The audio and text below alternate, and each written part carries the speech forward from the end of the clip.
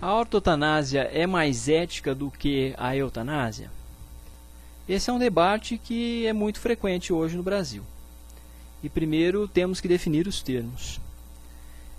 Quando falamos de eutanásia, ortotanásia, distanásia, estamos falando de temas que são cruciais, que se referem a pessoas que estão em sofrimento extremo e em casos terminais. Pessoas que estão em sofrimento extremo e que irreversivelmente morrerão. Em alguns países, como Bélgica e Holanda, por exemplo, a eutanásia já ocorre e existe há muitos anos, e ela é legalizada. Eutanásia vem do grego e significa etimologicamente boa morte. Trata-se de uma espécie de suicídio assistido ou de uma assistência para morrer. O sujeito em sofrimento extremo e terminal, de fato com uma condição, uma doença, uma condição de morte irreversível, ele pede, porque não tem condições de realizar por si mesmo, pede ajuda para dar cabo de sua vida e acabar com o seu sofrimento. E no sistema belga e no sistema holandês, ele obtém essa ajuda do Estado. Uma junta médica se forma e, de fato, ajuda esse sujeito a morrer. É utilizada alguma medicação e esse sujeito tem o seu sofrimento abreviado e isso provoca a sua morte. Nós temos alguns termos no Brasil. Nós falamos de eutanásia, ortotanásia e distanásia. Distanásia é o prolongamento inútil de tratamento que faz com que a pessoa sofra muito mais. Ela permanece vivendo dentro de uma UTI, dentro de uma condição médica. Os médicos, de modo geral, prolongam o seu tratamento, mas isso provoca muito sofrimento e seria a morte ruim mesmo, a forma bem ruim, bem sofrida de se morrer, o que chamam de distanásia. A ortotanásia, por sua vez, seria mais ou menos o deixar morrer. Então, não se prolongar nenhum tratamento que fosse fútil ou que não implicasse em diminuir o sofrimento. Então, a ideia de ortotanásia teria uma relação muito grande com deixar morrer. E a eutanásia, de fato, é provocar essa morte diante, geralmente, do pedido do paciente. Há alguns tipos de eutanásia. Eutanásia passiva, ativa, voluntária e involuntária. Isso na língua inglesa. Eutanásia voluntária é quando o paciente, o sujeito, pede para morrer. Eutanásia involuntária, ele não está sendo capaz de pedir, ele está num estado vegetativo permanente, está inconsciente, e a equipe tomaria a decisão de que teria que dar cabo da vida dele. No caso da eutanásia involuntária, ele é muito menos defensável em termos éticos, porque não respeita o pedido do sujeito, a autonomia, a vontade dele. Esse caso ocorre se nós observarmos para a relação com os animais. Na relação com os animais, eles, muitas vezes num quadro irreversível, que o animal é ferido gravemente, muitas vezes, eles são sacrificados. E com isso nós pensamos que estamos poupando o sofrimento e de fato propiciando uma boa morte para aquele animal.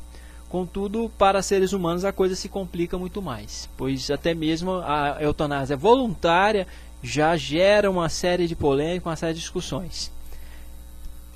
No caso da eutanásia voluntária, o sujeito pede. Ele está pedindo para que seu sofrimento seja abreviado, pedindo para morrer.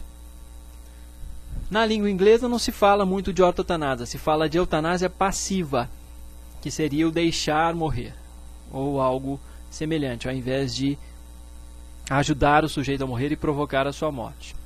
A eutanásia passiva, ou seja, a ortotanásia, seria então mais ética do que a eutanásia?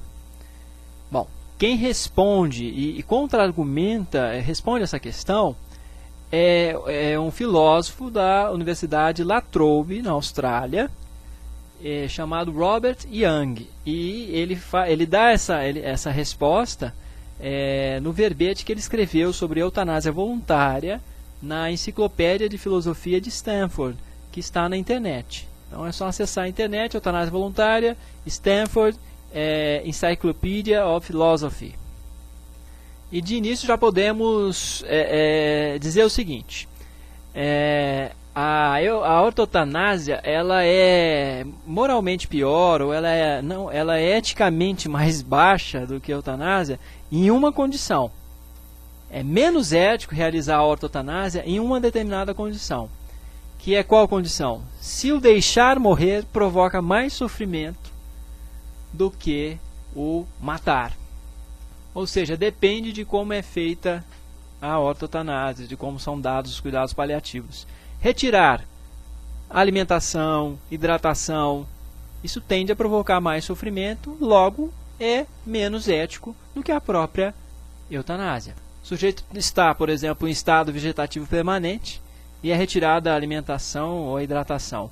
Ele não vai morrer em função do estado vegetativo permanente, em função das suas perdas encefálicas, cerebrais. Ele morre em função da falta de água ou de alimento. E aí, no caso, a omissão funciona como o fazer morrer, como o matar mesmo. E provocando muito mais sofrimento do que no caso da aplicação de uma medicação que pudesse abreviar rapidamente a vida do sujeito. Isso também serve para os médicos que fornecem altas doses de morfina. Essas altas doses de morfina vindo também, de certo modo, a provocar a morte. Se essas altas doses não implicarem sofrimento, obviamente. Mas a questão das altas doses é de que a omissão ela pode sim provocar a morte. Essa história de que a omissão não provoca a morte, deixa morrer.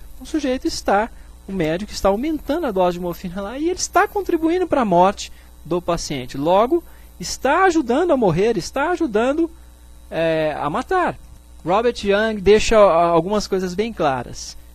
Deixar morrer ou matar, a fronteira entre uma coisa e outra é muito pouco clara. Porque as ações, os procedimentos ativos quanto os procedimentos de omissão da equipe médica têm efeitos e muitas vezes aceleram, no caso, o término da vida e aceleram esse processo de provocar a morte do outro. Logo, segundo Robert Young, estão implicados em matar também. Esse é o argumento de Robert Young, o contra-argumento de que a ideia de que a ortotanásia seria mais ética do que a eutanásia.